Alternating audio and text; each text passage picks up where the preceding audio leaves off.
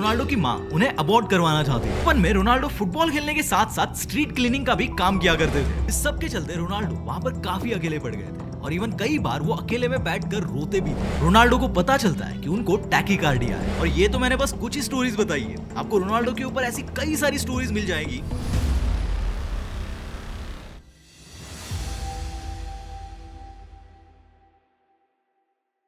5 Feb 1985 को Jose Aveiro और Dolores Aveiro के घर Cristiano Ronaldo dos Santos Aveiro का जन्म होता है। बहुत से लोगों को लगता है कि क्रिस्टियानो रोनाल्डो में क्रिस्टियानो फर्स्ट नेम और रोनाल्डो सरनेम होगा, लेकिन ऐसा नहीं है। इसके पीछे एक बहुत ही यूनिक रीजन है। रोनाल्डो की माँ चाहती थी कि बच्चे का नाम क्रिस्टियानो हो और उनके पापा, जो कि American actor and former US president Ronald Reagan के बहुत बड़े फैन थे, इसलिए वो चाहते थे कि बच्चे का नाम रोनाल्डो हो। इसलिए दोनों नेम्स को मिक्स करके उन्होंने बच्चे का नाम क्रिस्टियानो रोनाल्डो रख दिया। रोनाल्डो के अलावा उनके 3 और बड़े भाई बहन थे और रोनाल्डो उन सब में सबसे छोटे थे। डॉक्यूमेंट्री के शुरुआत में मैंने कहा था कि रोनाल्डो की माँ उन्हें अबॉर्ट करवाना चाहती थी, लेकिन क्यों? तो बात कुछ ऐसी थी कि रोनाल्डो के पापा, जो कि एज अ गार्डनर जॉब करते थे, वो एक अल्कोहल एडिक्ट थे और वो कई बार नशे में रोनाल्डो की मॉम को फिजिकली अब्यूज करते थे। जब रोनाल्डो की मॉम 5 साल की थी तभी उन्होंने अपनी माँ को खो दिया था और उनके आगे की परवरिश भी एक अनाथालय में हुई थी। इवन आगे उनकी शादी होने के बाद भी उन्होंने एज अ कुक और क्लीनर का काम करके अपनी फैमिली को संभाला। यानी अपने बचपन से ही उन्होंने बहुत बुरे हालात फेस किए थे। इसलिए उन्होंने सोचा कि इनके ऑलरेडी 3 बच्चे हैं और घर की फाइनेंशियल सिचुएशन भी बहुत ज्यादा खराब है, तो ऐसे हालात में वो एक और बच्चे की परवरिश कैसे कर पाएगी। और उन्होंने ना चाहते हुए रोनाल्डो को अबॉर्ट करने का डिसीजन ले लिया था, लेकिन फॉर्चुनेटली डॉक्टर के मना करने की वजह से वो पॉसिबल नहीं हो पाया। रोनाल्डो जब 7 साल के थे तभी से वो अपने घर पर या बाहर फ्रेंड्स के साथ फुटबॉल खेलते थे। When I was very young, probably 7, 8, 9 years old, I started to play in home, in the street. वो ऐसे टाइम पास के लिए खेलते थे। उनका एज सच फुटबॉल में फुल टाइम करियर परस्यू करने का कोई प्लान नहीं था, लेकिन फिर धीरे धीरे फुटबॉल में उनका इंटरेस्ट बढ़ना शुरू हो गया। अब जैसे मैंने पहले बताया था कि रोनाल्डो के पापा एक अल्कोहल एडिक्ट थे, but let me tell you कि रोनाल्डो के इनिशियल फुटबॉल करियर में उनके पापा का सबसे बड़ा रोल रहा है। रोनाल्डो के पापा एक गार्डनर होने के साथ साथ एंडोरिनिया नाम की एक लोकल फुटबॉल टीम में पार्ट टाइम किट मैन का भी काम किया करते थे, इसलिए उनको फुटबॉल के बारे में अच्छा खासा नॉलेज था। इसीलिए जब वो अपने बेटे को फुटबॉल खेलते हुए देखते थे तो उनको फील होता था कि रोनाल्डो के अंदर फुटबॉल को लेकर एक हिडन टैलेंट है। इसी वजह से वो रोनाल्डो को फुटबॉल खेलने के लिए मोटिवेट करते थे। बचपन में रोनाल्डो फुटबॉल खेलने के साथ साथ स्ट्रीट क्लीनिंग का भी काम किया करते थे, ताकि अपने पैशन को फॉलो करते करते कुछ पैसे कमाकर वो अपनी फैमिली को भी जितना हो सके उतनी हेल्प कर सके। बाद में रोनाल्डो ने अपने पापा के कहने पर ही एंडोरिनिया फुटबॉल टीम को ज्वाइन कर लिया। 1992 से लेकर 1995 तक यानी 3 साल तक वो एंडोरिनिया के लिए ही खेलते रहे, लेकिन 1995 में वो एंडोरिनिया को छोड़कर नासियोनाल क्लब में चले गए, जो कि उस वक्त का सबसे बड़ा लोकल फुटबॉल क्लब हुआ करता था। अगले 2 साल तक रोनाल्डो ने नासियोनाल क्लब की तरफ से ही फुटबॉल खेला। इन 2 क्लब में लगभग 5 साल खेलने के बाद रोनाल्डो की फुटबॉल स्किल्स काफी इंप्रूव हो गई थी और अब रोनाल्डो की लाइफ में एक लाइफ चेंजिंग अपॉर्चुनिटी आने वाली थी,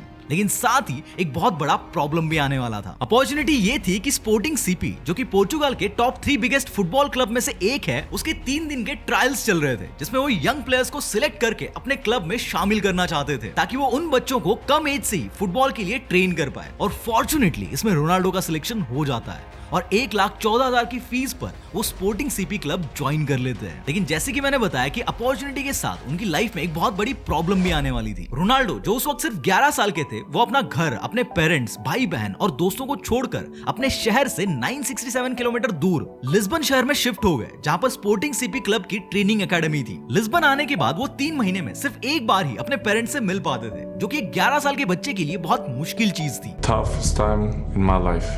It was when I left my family with 11.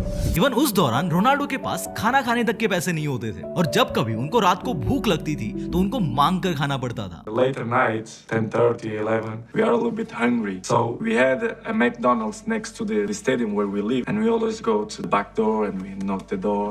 Hey, any burgers left? और हाँ, इनकी ये प्रॉब्लम्स यहीं पर खत्म नहीं होती। इनफैक्ट ये तो बस शुरुआत ही है। अपने फुटबॉल ट्रेनिंग के दौरान वो लिस्बन के एक स्कूल में पढ़ाई भी कर रहे थे, लेकिन रोनाल्डो का जो पोर्चुगीज बोलने का एक्सेंट था वो लिस्बन के लोकल बच्चों से काफी अलग था।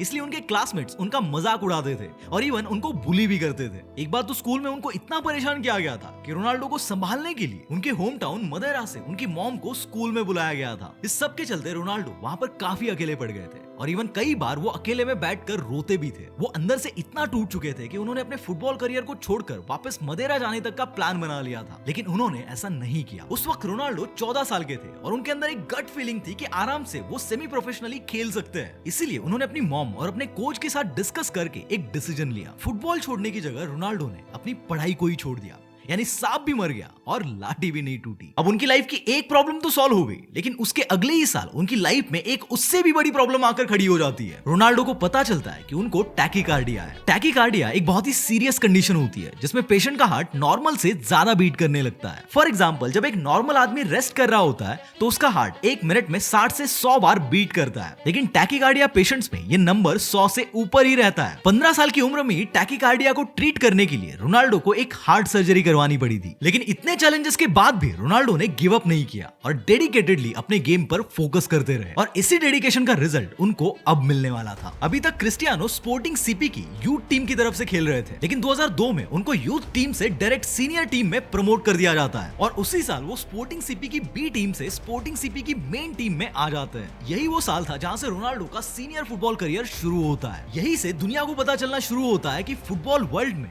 क्रिस्टियानो रोनाल्डो नाम से भी कोई प्लेयर है। फास्ट फॉरवर्ड टू 2025, रोनाल्डो को आज पूरी दुनिया जानती है। उनके पास पैसों की कोई कमी नहीं है, वो जो चाहे वो आज अफोर्ड कर सकते हैं, लेकिन एक अनसेड रियलिटी ये भी है कि एक सर्टेन स्टेज के बाद इंसान पैसों से बहुत ऊपर उठ जाता है और अपने लेवल पर वो अपने हिसाब से सोसाइटी में कुछ इम्पैक्ट क्रिएट करने की कोशिश करता है। इसलिए रोनाल्डो ने अपने बचपन से जो स्ट्रगल देखी है, जो प्रॉब्लम फेस की है, वो कहीं ना कहीं आज भी रोनाल्डो को अच्छे से याद है। इसलिए वो अपनी तरफ से हमेशा कोशिश करते हैं कि सोसाइटी को बेटर बनाने के लिए जो भी वो कंट्रीब्यूट कर सकते हैं वो करे। जैसे कि 2004 में जब सुनामी से इंडोनेशिया में सब कुछ तहस नहस हो गया था, तो यहाँ पर रोनाल्डो ने रिहेबिलिटेशन एंड रिकंस्ट्रक्शन के लिए डोनेशन दिया था। 2015 में जब नेपाल में अर्थक्वेक आया था, तब भी उन्होंने ऑलमोस्ट 50 करोड़ रुपए डोनेट किए थे। इवन रोनाल्डो ने अपने होम टाउन मदेरा के लिए भी बहुत कुछ किया है। उनकी माँ को कैंसर हो गया था, जब बाद में उनका कैंसर ठीक हो गया तब रोनाल्डो ने उस हॉस्पिटल को 82 लाख रुपीस डोनेट कर दिए थे ताकि वो ऐसा ही एक कैंसर हॉस्पिटल उनके होम टाउन मदेरा में भी बना सके। इवन 2010 में मदेरा में भयंकर फ्लड आया था, तो उसके लिए रिलीफ फंड्स कलेक्ट करने के लिए रोनाल्डो ने एक चैरिटी मैच तक खेली थी। यहाँ तक कि एक बार तो रोनाल्डो ने लोगों की हेल्प करने के लिए अपने अवार्ड्स, जो कि किसी भी प्लेयर के लिए एक बैज ऑफ ऑनर होते हैं, उन अवार्ड्स को तक डोनेट कर दिया था। 2011 में रोनाल्डो को यूरोपियन गोल्डन बूट मिला था, जो कि फुटबॉल में एक बहुत ही प्रेस्टिजियस अवार्ड माना जाता है। रोनाल्डो ने लिटरली उस अवार्ड को अराउंड 9 करोड़ में ऑक्शन कर दिया और सारा पैसा डोनेट कर दिया था। ऐसे ही 2017 में उन्होंने अपने एक बैलन डोर को भी ऑक्शन कर दिया था और इस ऑक्शन से जो अराउंड 4.5 करोड़ रुपए आए थे उन्हें भी डोनेट कर दिया था। इतना ही नहीं, 2014 की बात है जब एक 10 महीने के बच्चे की फैमिली रोनाल्डो से रिक्वेस्ट करती है कि रोनाल्डो उनके ऑटोग्राफ वाली जर्सी और उनके बूट्स उनको दे दे ताकि वो उसको ऑक्शन करा के उससे जो भी पैसा आएगा